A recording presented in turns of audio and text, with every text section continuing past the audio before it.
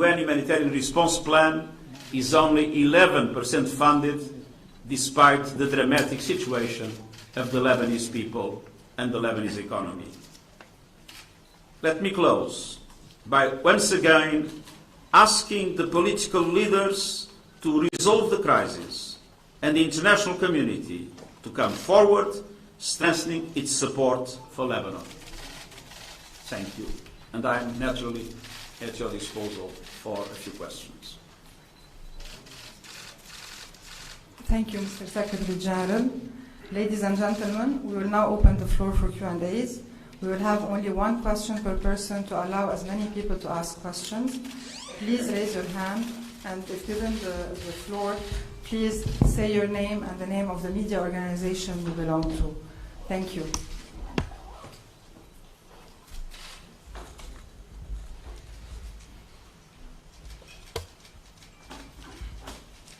مرلان خليفة، موقع مصدر دبلوماسي. سأطرح سؤالي باللغة العربية. حضرة الأمين العام، شاركت الأمم المتحدة برعاية مؤتمرات. Just a moment, because I'm having some problems here.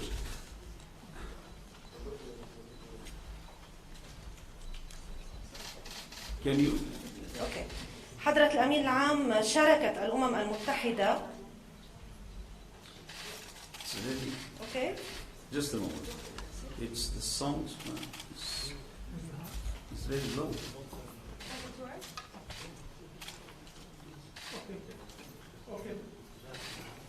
حضرة الأمين العام.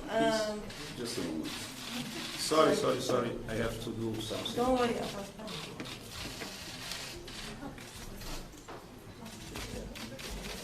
Okay. Yes.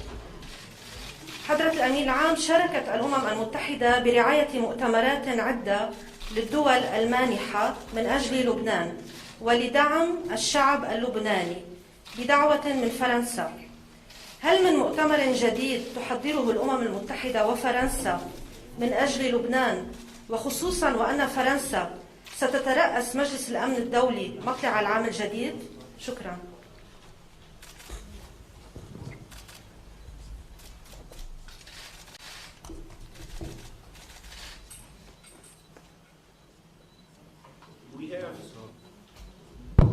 We have a number of initiatives prepared, but we... Can you hear me? No. This was about the possibility of organizing conferences. So we have a number of initiatives prepared, and we would be ready.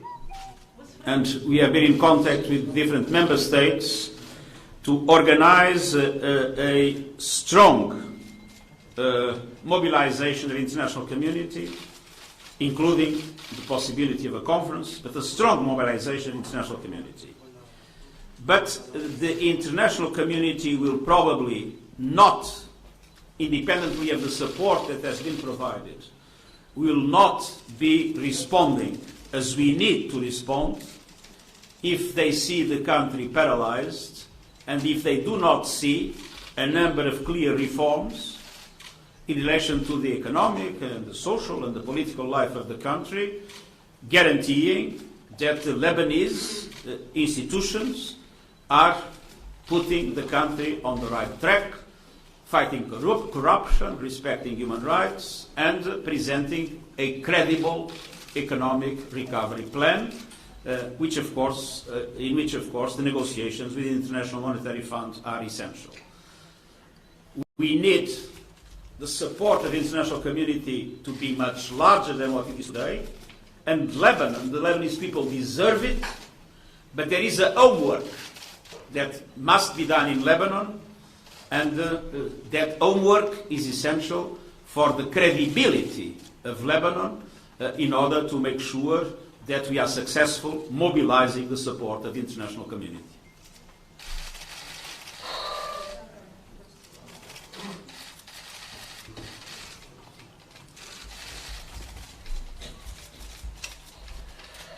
حسين عز الدين، قناة العالم الإخبارية.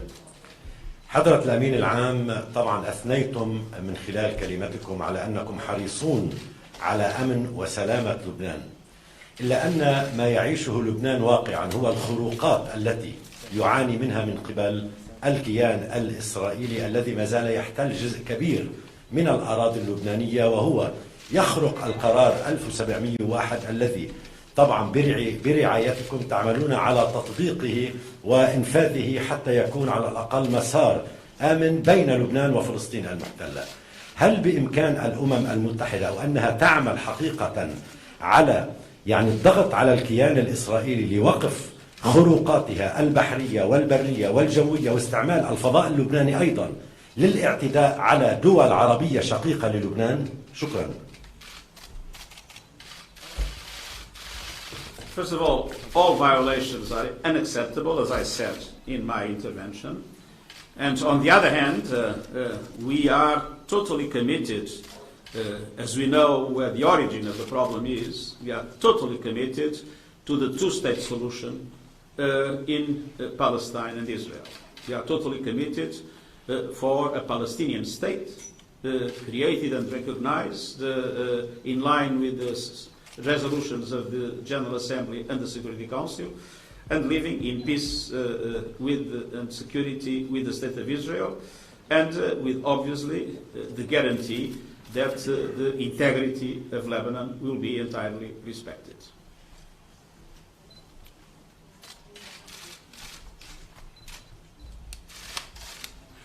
Thank you from CCTV, Chinese National Television.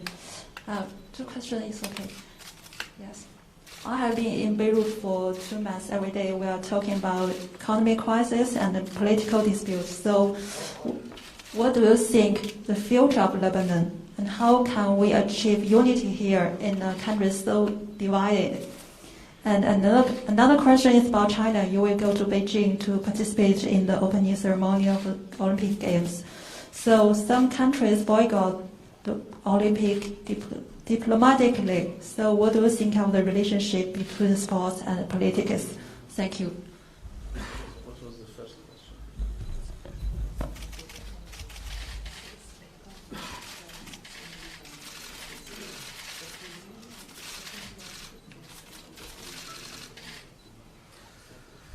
Well, the economic crisis in Lebanon is today extremely deep. With the collapse of large sectors of the economy and the financial sector, with the dramatic situation of people that see their savings and cannot get them, savings of a full life of work, when the jobs disappearing in large numbers, when for the first time, I believe in Lebanon, problems of nutrition existing, we are facing a very, very dramatic situation. That is why it is so important to restart negotiations with the International Monetary Fund and to establish a credible plan of economic recovery, able to mobilize the support of the international community. But that requires, of course, a political will to do so. Second, I received an invitation at the International Olympic Committee, and I accepted that invitation. Of course, every country will do whatever every country decides. It's not for me to take position in relation to what other countries will do. I do what I believe I should do in my position of Secretary General of the United Nations.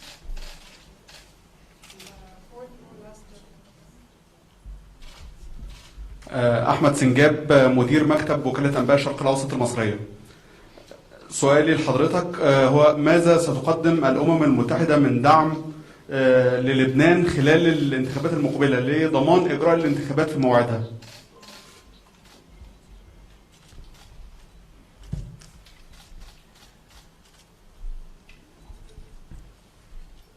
First of all, the elections need to be convened, and I got guarantees that it will happen. And the United Nations has the capacity to provide technical support, and that technical support will be provided. Our aim, naturally, is that we will do it in the perspective of the organization of free and fair elections with adequate opportunities, the same for all those that will dispute these elections.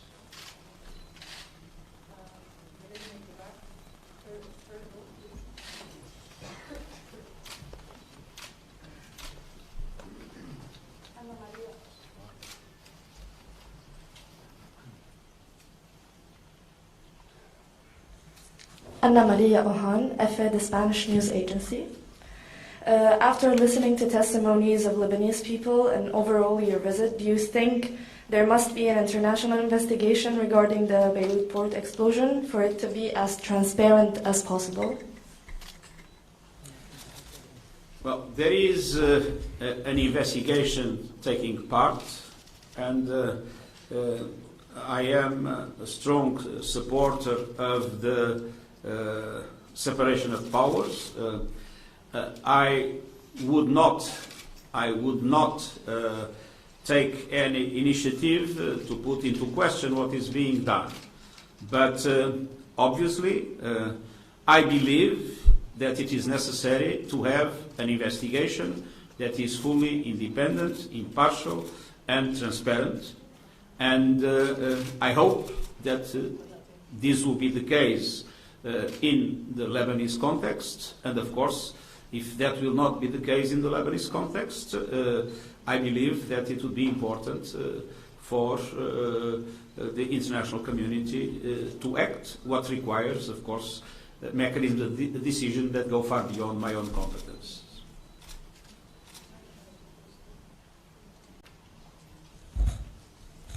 حضرة الأمين العام محمد البرجي القاهرة 24.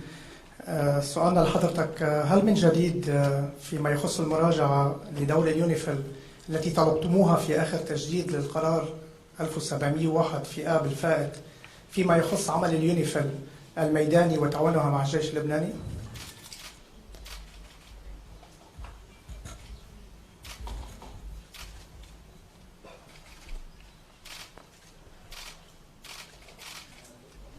I only believe in reviewing mandates in order to improve them. So if there is any intention to improve the mandates, of course, we'll be very much open to consider it. But I would not be interested in any revision of the mandate to make it worse than what it is today. So our job is not to change our mandate that belongs to the Security Council. Our job is to act according to our mandate with the impartiality that characterizes the United Nations. And at the same time, in a moment like this, I think the UNIFIL has the duty, and I believe UNIFIL is doing it, to express its solidarity with the Lebanese people and in its area of intervention to support the Lebanese people, and also with the decision that the Security Council has authorized to support with different kinds of fuel, food and medicines and other aspects the Lebanese armed forces, with which the UNIFIL, as you know, cooperates entirely. The UNIFIL works in close cooperation with the Lebanese armed forces. And that should not be changed.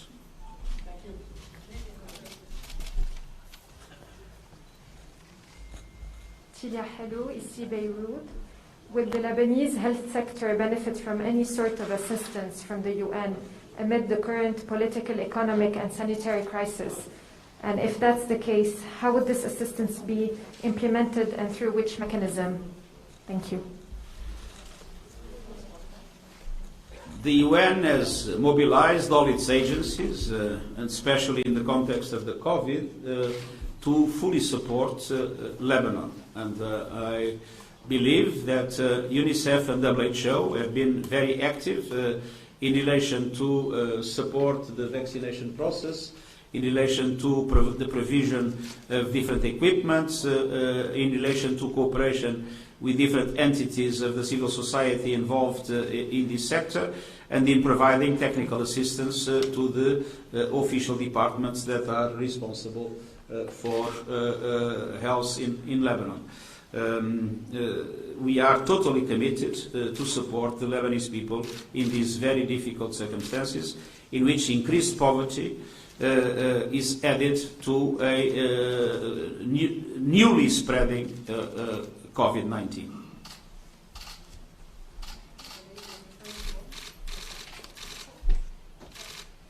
Mariam Saleh, Press TV. First of all, I would like to say that people of Lebanon highly value the role, the pivotal role of the UNIFIL that have been among us, of course, for decades. Another issue is that the economic crisis in Lebanon is partially due to the presence of a very high number of refugees in Lebanon. And a daily question that is on the minds of the Lebanese is that the funding of the Syrian refugees in Lebanon is what is stopping them from going back to their home country. What can you tell us about this? Well, first of all, I am very grateful to the Lebanese people for the way Lebanon has opened its doors, its borders, its hearts to Syrian refugees when so many rich countries in the world have closed theirs. On the other hand, I was, as High Commissioner for Refugees, responsible for the support to Syrian refugees. Now we believe that independently of that support, and let's not forget that Syrian refugees, 90% are in a situation of extreme poverty. Now the emergency response plan of the UN is addressed to the Lebanese people themselves, because the Lebanese people themselves is now having dramatic humanitarian needs. So I don't think that we should, in the present moment, only consider refugees. I think it's the Lebanese people that is in the center of all concerns. I do not think that it is because of the meager, very meager support that we provide to Syrian refugees in Lebanon that they do not go to Syria. I think it's because the situation in Syria is still far from giving the guarantees that the refugees themselves feel necessary. But of course, any Syrian refugee that wants to go back to Lebanon will be supported by us.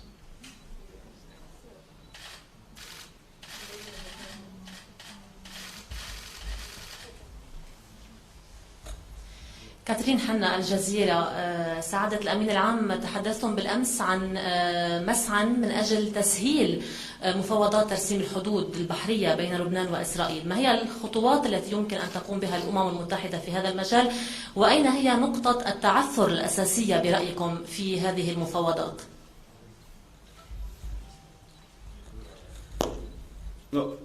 These negotiations are taking place between Israel and Lebanon with the mediation of the United States. So the UN has not a direct role in the mediation. Mediation is done by the United States. Of course, it takes place in UNIFIL. In Nakura, in UNIFIL. But we are hosts. We are not actors. And obviously, the difficulties are related to the delimitation. That, of course, is the limitation in which the two countries have not yet agreed. I think it's very important that these negotiations move quickly, because we are discussing areas with rich natural resources. And for the Lebanese economy, those rich natural resources would be very important. And so I think it is in the interest of everybody to move quickly with these negotiations and to come quickly to a result. And from our side, we'll do anything that we are required in order to support that process.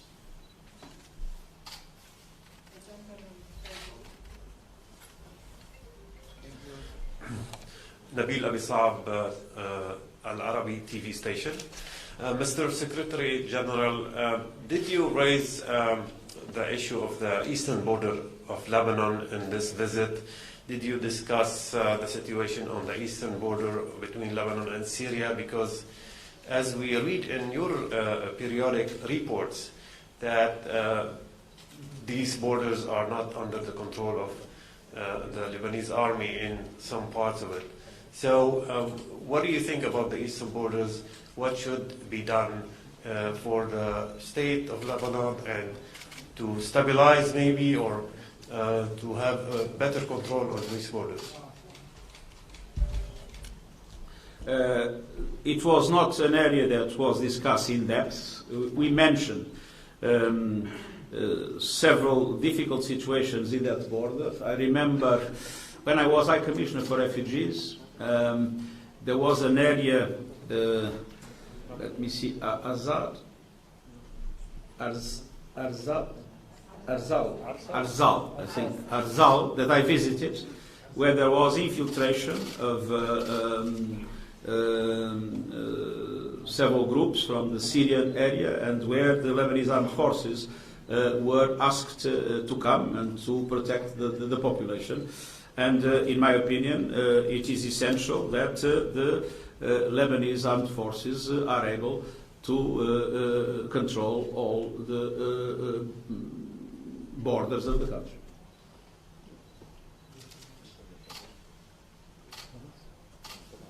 With no further questions, thank you, Mr. Secretary General. Thank you, everyone, for your presence. Merci beaucoup. شكرا.